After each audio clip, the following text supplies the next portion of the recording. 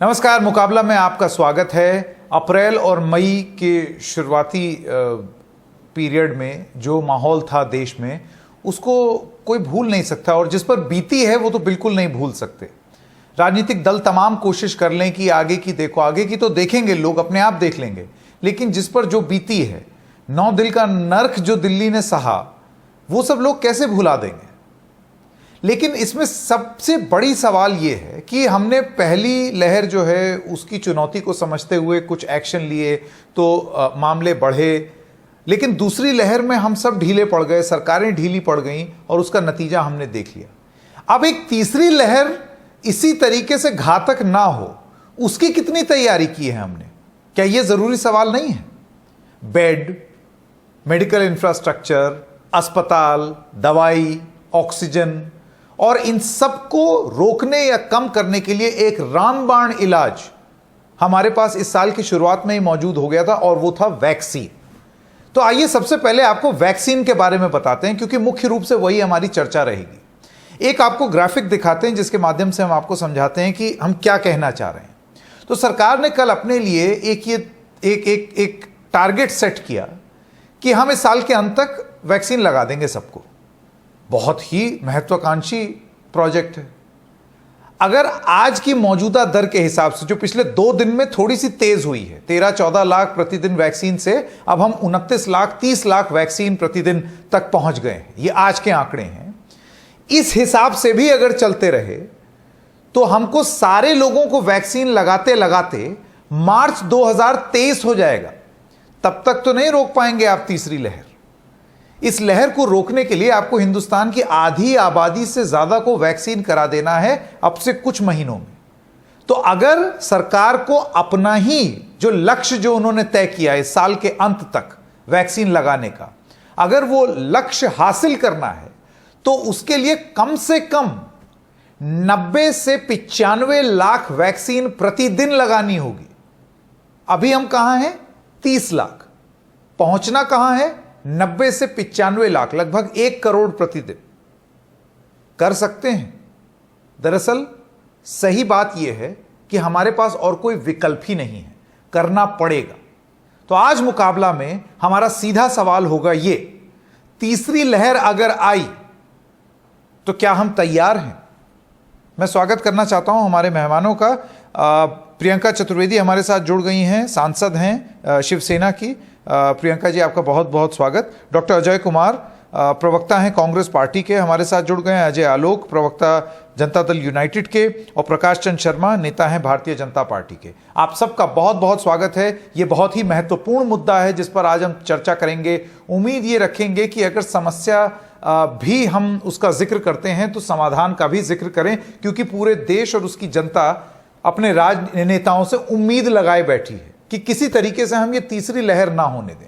तो प्रियंका चतुर्वेदी जी, इस शो का फॉर्मेट है, सब लोगों को शुरुआती वक्तव्य के लिए 1-1 मिनट का समय मिलता है। तो हम आपसे शुरू करते हैं, आपका 1 मिनट शुरू होता है अब। जब हम तीसरी लहर की बात करते हैं, हमारे पास 3 चीजें हैं जो हम कर सकते हैं। सबसे पहले हम टीकाकरण बढ़ाएं, दूसरा हम अपना कैपेसिटीज बिल्ड करें, और तीसरा एक्सपर्ट ओपिनियन ध्यान में रखकर ये समझें कि जिन लोगों को हम टीकाकरण में नहीं ला पाए उन पे ये गाज गिर सकती है। पहला वेव हमने देखा, अब सेकंड वेव इतना ज्यादा हमारे ऊपर मैं मानती हूँ कि एक मैसिव अनप्रिपेयर्डनेस दिखाई, जहां पे हम लोगों ने हमारे सेंट्रल मिनिस्टर्स ने, सेंट्रल कैबिनेट ने पूरा ये डिसीजन ले लिया कि हम तो कोविड को मात दे चुके हैं। बहुत सारी बातें हुई, बहुत सब कुछ हुआ, पर महाराष्ट्र सरकार ने सेकेंड वेव की तैयारी के साथ साथ सेकेंड वेव के बारे में बताना अपनी जिम्मेदारी समझी, और हमने किया। अब थर्ड वेव की बात आती है। हमारे हेल्थ मिनिस्ट्री से डॉक्टर रणदीप गुलेरिया कह देते हैं कि नहीं, हमें कोई थर्ड वेव को लेकर बच्चों के लिए हमारे पास कोई डेटा नहीं है।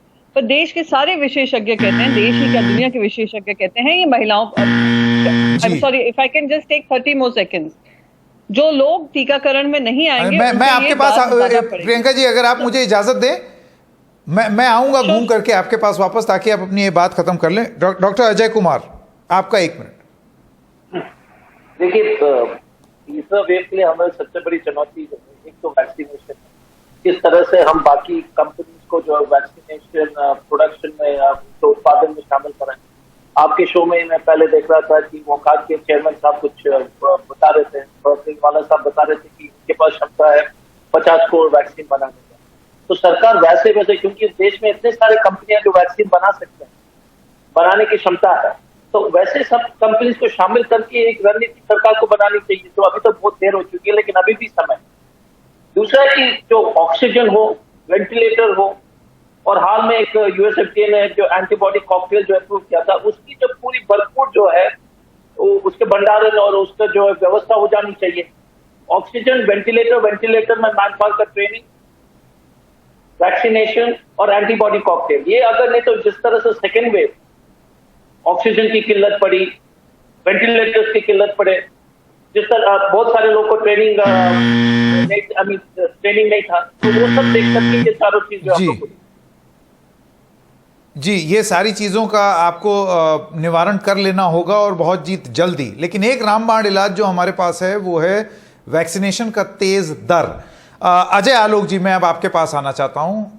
आपका 1 मिनट अब शुरू होता है। देखिए संकेत जी, मेरा बड़ा स्पष्ट मानना है कि सेकेंड वेव के दौरान ही हमने अपनी गलतियों से बहुत कुछ सीखा है और सेकेंड वेव के दौरान ही अपनी गलतियों को करेक्शन भी की है।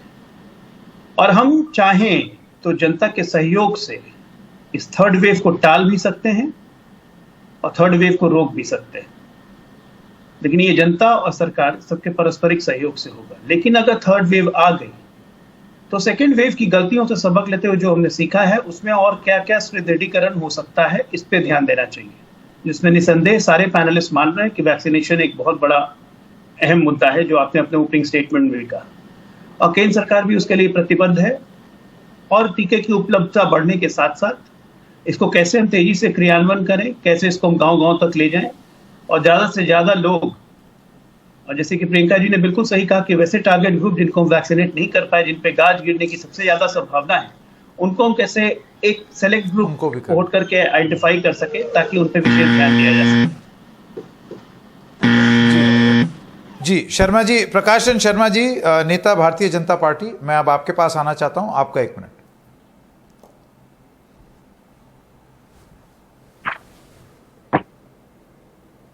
संकेत जी, वॉर लाइक सिचुएशन है। हमने ऐसे दुश्मन का सामना किया है जिसको ना हमने कभी देखा, ना समझा, ना सुना, और उसने जितने हमलावर होकर हम पे हमला किया, जो हमारा सहयोग रहा, हमारा परस्पर एक रेस्पॉन्स सिस्टम रहा, हमने बखूबी उससे लड़ाई की है। और यह समय है परस्पर विश्वास का, एक विश्वास पैदा करने का, ना कि राजनीति करने का। वैक्सीनेशन आवश्यकता है, लेकिन हमें यह भी देखना चाहिए कि यस वी कैन, एक विश्वास बहाल करने की आवश्यकता है, जिसमें सरकार सफल रही है। फर्स्ट वेव हमने बहुत तरीके से हमने उसमें चीजें अचीव की, सेकेंड वेव में कुछ गलतियां हुई, गलतियों से हमने सीखा, लेकिन जो हमारा रेस्पॉन्स टाइम रहा वर्ल्ड वाइड बहुत बेहतर रहा, इसलिए जनता के परस्पर सहयोग से हम उसको कर पाए। अब यह समय है कि इस स्थिति में भारत जैसे देश में, जहां की हर कुछ चरम और परम पे है, कि जहां आबादी से लेके लोगों का विरोध, लोगों का प्यार, लोगों का सहयोग, तो ये सहयोग बढ़ाने की आवश्यकता है, लोगों में विश्वास दिलाने की आवश्यकता है, और सरकार इसके लिए लगातार तत्पर है। और जैसा आलोक जी ने कहा, हो सकता है कि हम थर्ड वेव का सामना ना करें, अगर सरकार और जनता के बीच में हम सामंजस्य स्थापित करने की कोशिश करें और कर पाए, ना कि भ्रम फैलाएं, जो कि अभी दिखने में आ रहा है। और इस स्थिति में हम बहुत बेहतर कर सकते हैं। जी शर्मा जी, मैं आपकी बात समझ गया। आपने बोला कुछ गलती हुई सेकेंड वेव में, मैं तो आपसे यही कहूंगा कि जानलेवा गलती हुई है सरकार से, जिसकी वजह से ये सेकेंड वेव आई। अब एक जानलेवा तीसरी लहर ना आ जाए, या कहीं ऐसा ना हो कि सितंबर में ना आ करके और थोड़ा बाद में आ जाए और हम लोग आराम से हो जाएं कि देखो सितंबर में आने वाली थी, नहीं आई। अब की जनता माफ नहीं करेगी। एक छोटे से ब्रेक के लिए रुक रहे हैं, सुझावों पर और क्या समाधान और हल निकाले जा सकते हैं कि ये तीसरी लहर ना आए, और जल्दी से जल्दी। सबसे बड़ी चुनौती है वैक्सीनेशन, आप पहुंचाएंगे कैसे उसको गांव देहात के इलाकों में? इस सब पर मुकाबला जारी रहेगा। राहुल गांधी ने कल बोला कि हम मोदी के और सरकार के दुश्मन नहीं हैं, आज दुश्मन एक ही है हर किसी का, वो है ये वायरस। कैसे लड़ेंगे? मुकाबला जारी रहेगा ब्रेक के बाद।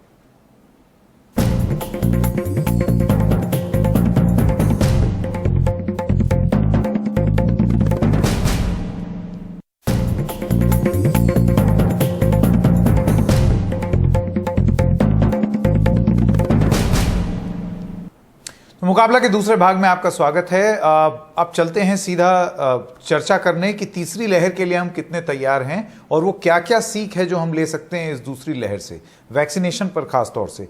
लेकिन उससे पहले प्रियंका जी मैं आपके पास आना चाहता हूं। आप वो बात जो बच्चों के संदर्भ में कह रही थी वो एक बहुत ही महत्वपूर्ण बात है, तो मैं चाहता हूं कि अगर आप अपनी बात कंप्लीट कर लें। मुझे बस इस संदर्भ में एक ही चीज कहनी है, क्योंकि 18 साल से कम उम्र के बच्चे वैक्सीनेशन के दायरे में नहीं आते हैं। बहुत सारे एक्सपर्ट्स, देश के ही नहीं दुनिया के एक्सपर्ट्स बता रहे हैं कि ये कहर उन पर तीसरा वेव, जो बार बार शर्मा जी डिसमिस कर रहे थे, मैं दूसरे प्रवक्ताओं का नाम नहीं लेना चाहूंगी, जो कह रहे थे कि अगर हमने साथ में काम किया तो सब कुछ हो सकता है, पॉसिबल हो सकता है, थर्ड वेव को हम एस्केप कर सकते हैं। ये वही बात है जो हमने फर्स्ट वेव की बात सुनी थी। फर्स्ट वेव जब कहर पर था तब किसी ने ये बात नहीं की। जैसे ही नीचे आने लगा तो सब कहने लगे हमने तो कॉन्कर कर लिया, कोविड बगैर वैक्सीन के हमने कॉन्कर कर लिया। ये खुद प्रधानमंत्री मोदी जी ने अपने मुख्यमंत्री की बैठक में कहा है अप्रैल में, जब हम लोग कोविड की कहर फेस कर रहे थे सेकेंड फेज में। तो थर्ड वेव को अगर टाला जाना है तो मैं तो दो चीज कहूंगी, हम लोग मेंटली प्रिपेयर्ड रहें, हम लोग कैपेसिटी बिल्डिंग करते रहें, और जो लोगों को कहा गया है वो लोग जो सेंसिटिव हैं और जिन थर्ड वेव की चपेट में आ सकते हैं उनके लिए हम तैयारी कर रखें। और साथ ही साथ जब हम वैक्सीनेशन की बात करते हैं, वैक्सीनेशन की जो अप्रूवल्स हैं इंटरनेशनल वैक्सीन की, वो हमने मंथ ऑफ अप्रैल में दी हैं। जब तक वो आएंगी वो नेक्स्ट क्वार्टर हो चुका होगा। तो कितना हम लोगों को कवर कर पाए ये हमें जानना जरूरी है। प्राइवेट अस्पतालों में देश के केंद्र सरकार में और राज्य सरकारों में जो भेदभाव हुआ है प्राइस रेंज का, वो भी सबके सामने है। जितना फार्मा कंपनीज को पूरा छूट दी गई है कि आप लोग को जो मनमानी प्राइस चार्ज करने हैं वो दिए गए।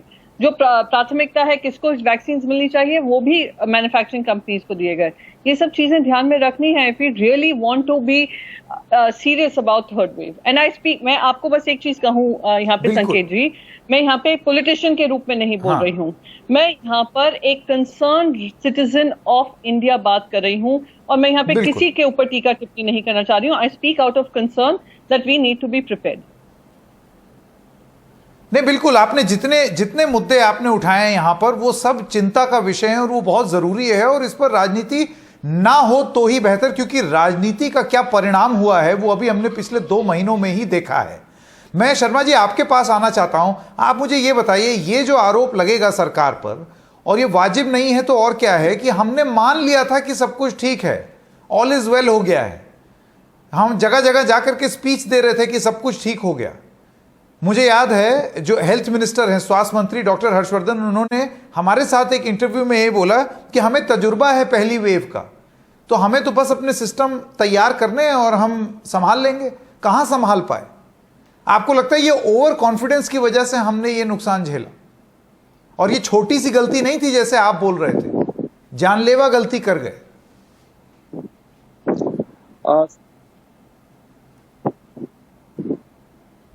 संकेत जी देखिए, दूसरी वेव ऐसी गई है, हम जितने लोग बैठे हैं हमने अपने काफी खास लोगों को इस वेव में खोया है, और हम डायरेक्टली इनडायरेक्टली इससे बहुत इफेक्टेड हुए हैं। बात यहाँ मतलब किसी को क्रिटिसाइज करने की या किसी को प्रमोट करने की नहीं है, बात यहाँ रियलिटी को समझने की है। रियलिटी ये थी कि जो पहली वेव आई उसका जो वेरिएंट था, जो सेकेंड वेव आई, और काफी वेरिएंट्स इसने पलटे हैं, और अचानक से जिस तरह से हमें कम समय में अटैक किया। लेकिन आप उस चीज रेस्पॉन्स सिस्टम को भी देखिए, सरकार ने लगातार काम किया है, डेमोक्रेटिक तरीके से किया है। हमारे बहुत मौके मिलेंगे एक दूसरे को आरोप प्रत्यारोप लगाने के, एक दूसरे को ऊंचा नीचा करने का, लेकिन आप उसकी तैयारियों को देखें। सिर्फ हम पिक एंड चूज करें कि सरकार ने क्या कहा क्या नहीं हुआ, लेकिन इसके बाद जो हो गया, क्या हो गया कि कम समय में हमने वैक्सीनेशन ड्राइव को वर्ल्ड वाइड प्रॉपर तरीके से किया। हमें नहीं भूलना चाहिए कि हमारी पॉपुलेशन क्या है। अभी आप एक डेटा प्रेजेंट कर रहे थे कि 2 दिन में 13 लाख से 30 लाख वैक्सीनेशन पे हम पहुंच गए हैं, और पर डे हम 30 लाख करा रहे हैं। तो आप इस बात को बोलिए कि यस वी कैन। अगर 90 लाख आपके अगर एनालिसिस के हिसाब से डेटा है, 90 लाख वैक्सीन हमें पर डे लगानी है, तो सरकार इसके लिए बिल्कुल कंसर्न है। सरकार प्रोडक्शन बढ़ा रही है, देश के विदेश नहीं, पर उसमें भी तो सवाल है ना शर्मा जी, आप ये बताइए कि एक केंद्र जो है वो 150 रुपए प्रति डोज वैक्सीन ले, राज्यों को बोले कि तुम 300-400 में लो, और उसके बाद प्राइवेट वाले जो हैं वो और महंगे में लें। मतलब एक इस देश में एक ही वैक्सीन 3 या 4 अलग अलग किस्म के दाम में उपलब्ध होगी। संकेत जी, वार देखिए, वार सबसे संकेत जी देखिए, वार संकेत जी, वार्ड लाइक सिचुएशन है। माननीय प्रधानमंत्री, पूरी टीम लगातार राज्यों के संपर्क में है, मुख्यमंत्रियों के संपर्क में है और लगातार इस पे चर्चा हो रही है। बात हम सिर्फ ये है कि भाई आप एक अपोजिशन पार्टी के हैं या आप एक कंसर्न है, आप मीडिया से हैं, तो आपकी अगर प्रायोरिटी है सरकार को नीचा दिखाना और एक ऐसे पिन पॉइंट को करना, तो यह एक जो आपके दर्शक देख रहे हैं उसको डिमोरलाइज करता है, ये बड़ा गलत तरीका हुआ ना विश्लेषण करने का, भ्रम फैलाने का। शर्मा जी, ये तो बड़ी गलत, मतलब अगर आप सवाल पूछते हैं तो आप तमाम सुनिए, कौन नीचा दिखा रहा है?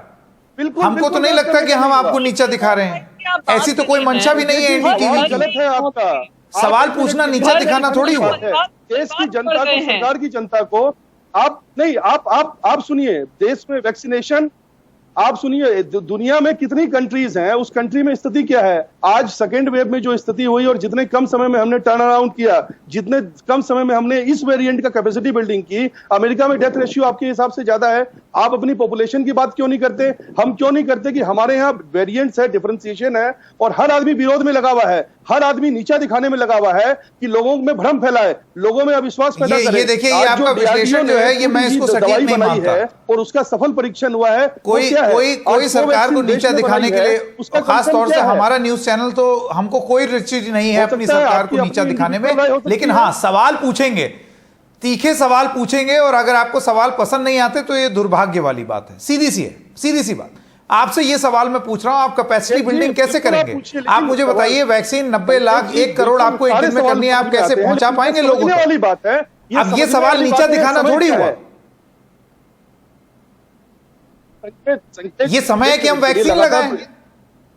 ये सवाल अब नहीं पूछूंगा तो कब पूछूंगा? आप खुद उसका जवाब दे रहे हैं। आपने अपने एनालिसिस में कहा कि 2 दिन में, तो संकेत जी आपने अपने एनालिसिस में, संकेत जी आपने एनालिसिस में खुद कहा कि 13 लाख से 30 लाख वैक्सीनेशन हो गए। सरकार की प्रायोरिटी है कि अंतिम व्यक्ति तक वैक्सीन पहुंच जाए, उसको हम 2 डोज इस साल के अंत तक दे पाए। आपने कहा कि सरकार कैसे पूरा करेगी, तो मैं बता रहा हूं कैसे पूरा करेगी। सरकार लगातार प्रयत्नशील है, दूसरी कंपनियों से बात चल रही है। पहले राज्यों के मुख्यमंत्रियों ने, अपोजिशन पार्टी ने कहा कि भाई हमें आप स्वतंत्रता दे दीजिए, हम अपनी व्यवस्था खुद करेंगे। अब आप बोल रहे हैं कि नहीं साहब, केंद्र सरकार की स्थिति होनी चाहिए। हम क्यों नहीं मान रहे कि वार टाइप सिचुएशन है? शर्मा जी एक सेकंड देखिए, अब ये जो आप ग्लोबल टेंडर वाला जो राग पकड़ रहे हैं ना, ये गलत है, ये गलत है। केंद्र सरकार को मालूम था वैक्सीन है ही नहीं, तो उसके बाद आपने ग्लोबल टेंडर फ्लोट कर दिया कि जाओ तुम ढूंढ लो। ये समय की बर्बादी थी या नहीं? जब कोई चीज नहीं है, समन्वय तो नहीं बन पा रहा, और यही दुर्भाग्य की बात है। क्या केंद्र, क्या राज्य, ऐसा नहीं है, आप लोग समन्वय नहीं बना पा रहे, और उसके बाद ये ईगो की बात नहीं है तो और क्या है कि जाओ ढूंढ लो वैक्सीन? ये क्या तरीका? देश के विदेश मंत्री अमेरिका में है, समन्वय बन रहा है, समन्वय में भ्रम की स्थिति हो रही है। बिल्कुल नहीं है ऐसा, बिल्कुल जो डोज थी, जो अवेलेबल है, आप प्रोडक्शन लिमिटेड है, आपने अभी किया है। आप मुझे बताइए कि हमारे पास 10 साल से स्टॉक है वैक्सीन का, इतने कम समय में देश में स्वदेशी वैक्सीन बना के एक बाहर से टाई अप करके लोगों को देना। जब वैक्सीन बन के आई तो माननीय प्रियंका चतुर्वेदी जी बैठी है, वाहवाई कहा गया कि वाहवाई लूटने की और समझिए उपलब्धि गिनाने, इस सब का समय आएगा। और आपने अपने अभी वक्त है, आप पैटर्न छोड़िए, अभी हाथ में हाथ मिला करके हम अगले 6 महीने में किस तरीके से जनता को वैक्सीनेट करेंगे, उसकी रणनीति, जमीनी रणनीति केंद्र और राज्य सरकार की मिल करके क्या है कि सस्ते से सस्ते दामों पर वैक्सीन हो। मैं अजय आलोक के पास आना चाहता हूं, एक सेकंड जरा आगे चले। शर्मा जी अभी आपने, मैं बाकी लोगों से भी बात कर लूं, प्रियंका जी भी कुछ बोलना चाहती थी, मैं उनके पास भी जाऊंगा। अजय आलोक जी, आप मुझे ये बताइए, जमीनी हकीकत, गांव देहात में वैक्सीन पहुंचाना। अभी मैं एक रिपोर्ट देख रहा था, मधुबनी में एक सीसवर अस्पताल है, कई दशकों से वहां अंदर चारा भरा हुआ है, उसकी बिल्डिंग ऐसी है कि कब गिर जाए। ये तो अस्पतालों का हाल है। जब हमने इतने सालों में इन्वेस्ट ही नहीं किया है प्राथमिक स्वास्थ्य में, जब इन्वेस्टमेंट ही नहीं की, हमारे जीडीपी का जो रेशो है जो स्वास्थ्य पे हम खर्च करते हैं वो इतना कम रहा है, तो आप कैसे, वो सिस्टम्स कहां हैं जिसकी वजह से आप 6 महीने में या 3 महीने या 4 महीने में वैक्सीन कर पाएंगे? कैसे पहुंचेंगे आप लोगों तक? संकेत जी, अगर आज आपकी बात सुन के मैं इस पे विश्लेषण करूं कि हमारे पास वो सिस्टम नहीं है, तब तो मैं अभी से हार मान के छोड़ दूंगा कि दिसंबर तक तो मैं पहुंच ही नहीं सकते। तो ये तो समस्या का समाधान नहीं हुआ ना। आज तमाम इंफ्रास्ट्रक्चर कम होने के बावजूद भी 18+ में वही मैं आपसे पूछ रहा हूं, वही मैं आ रहा हूं उस पे ना। 18+ के उम्र में बिहार पहला 5 राज्यों में कैसे आ गया वैक्सीनेशन, जबकि वैक्सीन की भी कमी है, लेकिन डिलीवरी भी है। हमने तो मोबाइल वैन्स लॉन्च कहाँ आ गया अजय आलोक जी? ये कौन से आंकड़े हैं? मैं आपको सरकारी आंकड़े दे देता हूं, हम दिन रात ये आंकड़ों में उलझे रहते हैं। आपकी बिहार और उत्तर प्रदेश में पूरी आबादी जिसको दोनों वैक्सीन लगी है वो सिर्फ 1% है। आपकी पूरी आबादी के सिर्फ 1% को दोनों डोज वैक्सीन लगी है। देखिए संकेत जी, नेशनल एवरेज 4%। संकेत जी सुनिए, संकेत जी सुन लीजिए ना, आप तुरंत बीच में सवाल पूछने लगते हैं। दूसरी डोज में कहाँ आ गया? अभी तो पहली डोज की बात चल रही है साहब, आप दूसरी डोज पे पहुंच गए। पहली डोज लगी है 20 करोड़ 80 लाख आज शाम तक। बिहार में पहली डोज लगी है 1 करोड़ 6 लाख और दूसरी डोज लगी है मात्र 4.5 लाख। आप दूसरी डोज की कहां बात कर रहे हैं? पहला चैलेंज एज अ डॉक्टर नहीं, मैं आपको बता रहा हूं कि अभी आप गिना रहे थे ना, हम टॉप 5 में हैं। आप टॉप 5 में नहीं है सर। मैं फर्स्ट डोज की गिना रहा हूं कि 18+ वाले फर्स्ट डोज में पहले 5 राज्यों में बिहार है। वही बिहार जिसके अस्पताल के बारे में आप कह रहे थे कि वहां चारा भरा हुआ है, तो इसको उपलब्धि मानेंगे? सीमित इंफ्रास्ट्रक्चर में काम करना और काम के रिजल्ट को लाना, चैलेंज को प्राप्ति करना होता है, न कि निराशावादी होकर एक नकारात्मक सोच रख के सिर्फ राजनीति करना। मैं आज दावे के साथ कहता हूं, देखिए जो सत्ता में, मुझे ये समझ में नहीं आ रहा अजय आलोक जी और शर्मा जी, अजय बाबू आप और शर्मा जी जो हैं वो सवालों को, चिंता से उठे हुए सवालों को आप नकारात्मकता क्यों समझते हैं? मैं नकारात्मकता नहीं कह रहा हूं, मैं कह रहा हूं आप जो सवाल पूछ रहे हैं वो फंडामेंटली आज की तारीख में वो सवाल गलत है। पहला टारगेट ये होना चाहिए कि हम अपनी पॉपुलेशन को फर्स्ट डोज कितने देर में दे सकते हैं, तब हम सेकेंड डोज के बारे में सोचेंगे ना। अभी तो हम 21 करोड़ फर्स्ट डोज भी नहीं दे पाए। तो आप बताइए कितनी देर में दे सकते हैं? आप अचीव कर सकते हैं टारगेट? अभी उपलब्धता, वैक्सीन की उपलब्धता है सबसे बड़ी चुनौती है। सरकार कह रही है कि बस अब महीने 1.5 महीने में थोड़ा सप्लाई बेहतर होगा। आप मुझे बताइए वो सिस्टम्स हैं बिहार में कि आप कर पाएंगे? बिल्कुल, हमारे पास सिस्टम आज की डेट में बिहार में ये सिस्टम है कि आज की तारीख में हम बिहार के हर से जितने सेंटर्स हैं हमारे डेवलप, उसमें हम पर डे बिहार में आराम से 20 से 25 लाख लोगों को रोज वैक्सीनेट कर सकते हैं। लेकिन हमारे पास अभी वैक्सीन उपलब्ध नहीं है। ये उपलब्धता हमें केंद्र से आश्वासन मिली है कि हमें जुलाई अंत तक होगी। जुलाई तक हमें जितनी वैक्सीन मिल रही है, हमारी पहली प्रायोरिटी ये है कि एक भी वैक्सीन बर्बाद नहीं, हम मैक्सिमम पॉपुलेशन तक इसका रीच कर सके, खासकर टारगेट पॉपुलेशन जो 60 प्लस है, 45 प्लस है, या 18 to 45 में जो भी कोमोबिलिटी। ठीक है, आप इसको क्लिनिकली आप चलिए। डॉक्टर कुमार के पास में आना चाहता हूं।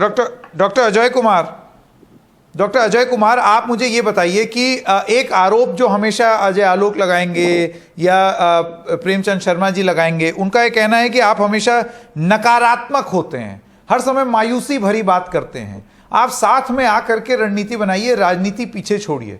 मुझे आप ये बताइए कि अगले 6 महीने तक, राहुल गांधी ने कहा कि मैं मोदी का दुश्मन नहीं हूं, विपक्ष हूं। ये दुश्मन सब नेता सिर्फ और सिर्फ वायरस को क्यों नहीं मान सकते 6 महीने के लिए? देखिए संकेत जी, पहली बात यह है, अगर आपने देखा होगा, ये पहले सरकार है जो विपक्ष के साथ हमेशा लड़ाई पर उतर आते हैं। आप देख लीजिए, जब इनकी जो प्रेस कॉन्फ्रेंस, मैं वहां से शुरू करता हूं, जब भी ये लोग प्रेस कॉन्फ्रेंस करते हैं तो झूठे आंकड़े पेश करते हैं। उन्होंने छत्तीसगढ़ और झारखंड के आंकड़े पेश किए, अब जो है स्पष्टीकरण हो गई थी कि नहीं, वो वेस्टेजेस के आंकड़े गलत थे। फिर जब इन्फेक्शन रेट है तो महाराष्ट्र को उठा लेते हैं, यूपी के बारे में चर्चा नहीं करते। तो इस तरह की जो बातें ऊंचे राजनीति ये लोग लगातार कर रहे हैं, और हम हमेशा कह रहे हैं कि हम आपसे सवाल करेंगे ताकि आप फिर से गलती ना करें। लेकिन इनको याद, अजय आलोक जी और शुक्ला जी को याद दिलाना चाहूंगा कि इस देश ने 12 करोड़ लोगों को एक दिन में, पोलियो के बच्चे लोगों को एक दिन में हमने टीकाकरण किया था। हमारे पास ये क्षमता है, प्रदेश के पास क्षमता है, देश के पास क्षमता है टीकाकरण करने का। लेकिन यदि मोदी जी ने जनवरी में ही ऑर्डर दिया और हमसे जो है लाइट बंद करा दिए पिछले साल 2020 में, कभी मोबाइल के लाइट ऑन करा दिए, कभी ताली बजा दिए, कभी जो है अस्पताल के सामने बैंड बाजा बजाने के लिए मजबूर किए, और दुनिया के सब बाकी देश जो है ऑर्डर प्लेस कर रहे थे वैक्सीन के लिए, अपने नागरिकों के लिए वैक्सीन के ऑर्डर दे रहे थे। और ये भारत जो वैक्सीन के जो ग्लोबल कैपिटल है, दुनिया का एक राजधानी है वैक्सीन बनाने में, उस भारत में वैक्सीन की किल्लत है। तो ये पॉजिटिविटी की जो चर्चा हो रही है, अब पॉजिटिविटी की, अगर आप पॉजिटिविटी बोलिएगा कि ऑक्सीजन के चलते हुए लोग मर रहे, पॉजिटिव हो जाओ। लाश गंगा में बह रही है, पॉजिटिव हो जाओ। और लगातार विपक्ष के सवाल को, अगर आप विपक्ष के बात सुनते हैं हमने हमेशा कहा था, राहुल गांधी जी के हमेशा जब राहुल गांधी जी कोई प्रेस कॉन्फ्रेंस करते तो तुरंत 2 मिनट में, जो इन लोग की आदत बन गई प्रेस कॉन्फ्रेंस करके गाली गलौज करना। फरवरी में राहुल गांधी जी बता रहे थे कि ये वायरस आएगा, बहुत खतरे की बात है, आप सावधान रहिए। इसमें गलत क्या बात है? नहीं, यू आर स्प्रेडिंग रूमर्स। अब साबित हो गया, ये पिछले साल उन्होंने कहा था। जब भी हम लोग कह रहे हैं कि आप कंपलसरी लाइसेंस कीजिए, तो ये लोग बोलते हैं कंपलसरी लाइसेंसिंग नहीं होगा। नीति आयोग ने अभी एक प्रेसमेंट दे दिया।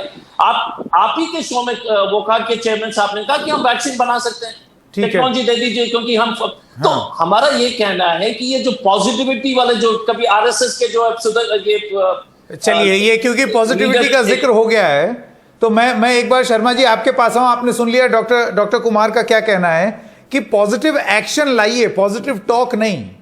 अच्छी बात सुनने से कुछ नहीं होगा, सही काम करने से होगा, और वो सही मायने में पॉजिटिविटी होगी।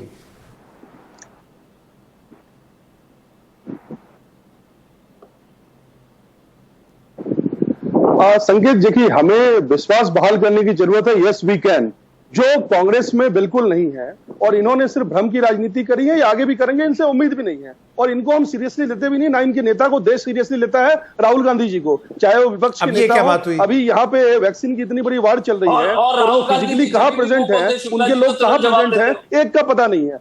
सिर्फ ये, मैं बिल्कुल आपको सही बता रहा हूँ, जो बिल्कुल डाउट कंसर्न सबसे बड़ी बात है कि इन्होंने जितनी बातें कही, लोगों ने ट्रस्ट करके फर्स्ट वेव को हमने कैसे वेव किया, जबकि इटली की सड़कों पे लाशी पड़ी थी, अमेरिका पूरी तरह से रियूंड था। ये बोलते हैं कि भारत कैपिटल है वैक्सीनेशन का, बिल्कुल है, लेकिन इस वैक्सीनेशन का ड्राइव कब हुआ? उनकी कंपनीज की अपनी कमिटमेंट है, जिन्होंने अपनी रिसर्च एंड डेवलपमेंट की। यहाँ बात डिमांड और सप्लाई की है, और आप ये क्यों नहीं मानते कि आपका देश 130-135 करोड़ की आबादी का देश है, जो बहुत बड़ा देश है, कई देशों को मिला के अकेले आपकी आबादी है, उसमें साथ आके आने की बजाय सिर्फ आप टीवी डिबेट पे बात करते हो, ग्राउंड में आपका एक बंदा नहीं दिखता। हमारे लोग जाके गांव-गांव में काम कर रहे हैं, चाहे वो बिहार में हो, चाहे यूपी में हो। हमारे मुख्यमंत्री आप देखिए, ये बड़ी राजनीतिक बात हो जाएगी ये शर्मा जी, अब ये बड़ी राजनीतिक बात हो जाएगी, क्योंकि फिर अगर ऐसा है तो आरएसएस को क्यों जरूरत पड़ रही है? उत्तर प्रदेश में आरएसएस को और जेपी नड्डा जो कि बीजेपी के अध्यक्ष हैं, उनको क्यों जरूरत पड़ रही है ये कहने की कि जमीन पे दिखो, काम करते हुए दिखो? शुक्ला जी, हमको भेज दीजिए ना, मैं फ्रेम कर दूंगा अगर कोई काम करते हुए दिखाई दिया। Can I say something here, संकेत? प्रियंका जी के पास जाते हैं। प्रियंका जी कहना, जी प्रियंका जी। नहीं संकेत जी, प्लीज एक चीज आप लोगों को समझनी पड़ेगी, ये सिर्फ भारतीय जनता पार्टी और कांग्रेस की लड़ाई नहीं है। प्रियंका जी, ये देश की लड़ाई है। नहीं, मैं आपको रिपीट करूंगी, ये भारतीय जनता पार्टी और कांग्रेस की लड़ाई नहीं है, ये देश की लड़ाई है। सबसे पहले मैं आपको ये बता दूं, मैं यहाँ पर पॉजिटिविटी सुनकर मैं थक चुकी हूँ, पर यहाँ पर हमारे जेडीयू के भी प्रवक्ता बैठे हैं, मैं उनसे रिक्वेस्ट करूंगी, मैं यहाँ पे कहीं भी बिहार की बुराई नहीं है, क्योंकि बिहार एक बड़ा चैलेंज फेस कर रहा है और बिहार उससे उभरेगा, ये मेरी पूरी उम्मीद है, और मेरी पूरी मैं मानती हूँ, आश्वस्त हूँ इस बात को लेकर कि उनके अच्छे मुख्यमंत्री हैं, शायद कोई अच्छी चीज निकलेगी उसमें से। यहाँ पर प्रॉब्लम 2 चीजें हैं। जनवरी में आप लोग वैक्सीन का जो सप्लाई है, जो देश, हमारा देश मैन्युफैक्चरिंग नेशन है, 1.6 करोड़ जनवरी 2021 में हम 1.6 करोड़ डोजेस करते हैं। ये बार बार शर्मा जी कह रहे हैं हमारे देश की आबादी तो देखें, देश की आबादी तो देखें। भाई साहब, इस देश की आबादी ने आपको चुनकर केंद्र में भेजा है। उस समय पे देश की आबादी आपके लिए बहुत अच्छी थी, अब ये देश की आबादी आपके लिए दिक्कत बन रही है, आपकी जिम्मेदारी बनती है। दूसरी चीज मैं यहाँ पे कहना चाहूंगी, इंडियन एपिडेमिक एक्ट के अंतर्गत बिहार हो, उत्तर प्रदेश हो, महाराष्ट्र हो, झारखंड हो, छत्तीसगढ़ हो, आपकी जिम्मेदारी थी कि आईसीएमआर के माध्यम से जब आप हमको पूरा जो वैक्सीनेशन की बात करते हैं, मेडिकेशन की बात करते हैं, ट्रीटमेंट की बात करते हैं, आपको हमें देनी चाहिए थी, केंद्र सरकार को। आपको मैं फिर से दोहराऊंगी कि हमारा एकमात्र देश है पूरी दुनिया में जिसने केंद्र सरकार ने अपनी जिम्मेदारी साइड में कर आपने राज्यों को ये जिम्मेदारी दे दी है कि आप जाकर ग्लोबल टेंडर करिए, आप विदेशों से जाकर वैक्सीन लेकर आइए, आप 3 अलग प्राइजेस में लोकल वैक्सीन खरीदिए। कौन सा देश ऐसा है जो ये करता है? ये कहते हैं इटली और अमेरिका में लाशें पड़ी हुई थी रास्तों में। Please allow me to complete. आप कहते हैं लाशें पड़ी हुई थी रास्तों में, पर मैं जानना चाहती हूं कौन सी ऐसी सरकार है जिन्होंने कहा कि ये लाशें हमारी नहीं, या वो जो लाशें हैं उनको अपने आंकड़ों में गिना नहीं। अरे आप लाशें गिनिए, जो भी है, हम नहीं जानते हैं कि ज्यादा हैं या कम मरे हैं, पर एटलीस्ट उनको इतना तो सम्मान दीजिए कि गंगा किनारे घाटों में नहीं उनको दफनाया जाए, तो गंगा में। जी मेरे पास वक्त खत्म हो गया है। मैं एक छोटे से ब्रेक के लिए रुक रहा हूं, मेरे पास वक्त खत्म हो गया है। पॉजिटिविटी की आड़ लेकर हम सवालों से नहीं बच सकते, एक, लेकिन वो सवाल पूछे जाएंगे, उसका सही वक्त क्या होगा वो कौन तय करेगा। बार बार ये बोलना पॉजिटिव सोचो नहीं, पॉजिटिव करो, मेरे ख्याल से इसी की उम्मीद है देश को, और ये उम्मीद वो वैक्सीनेशन प्रोसेस में देखना चाहती हैं, वो जो टीकाकरण अभियान होगा उसमें देखना चाहते हैं। एक छोटे से ब्रेक के लिए रुक रहे हैं, देखते रहिए एनडीटीवी इंडिया।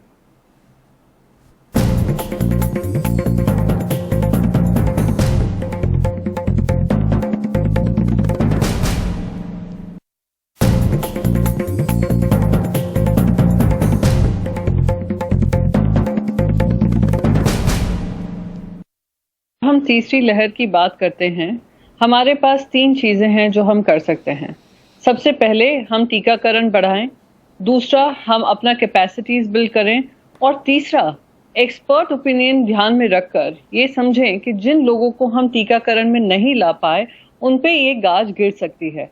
पहला वेव हमने देखा, अब सेकेंड वेव इतना ज्यादा हमारे ऊपर मैं मानती हूँ कि एक मैसिव अनप्रिपेयर्डनेस दिखाई, जहां पे हम लोगों ने हमारे सेंट्रल मिनिस्टर्स ने, सेंट्रल कैबिनेट ने पूरा ये डिसीजन ले लिया कि हम तो कोविड को मात दे चुके हैं।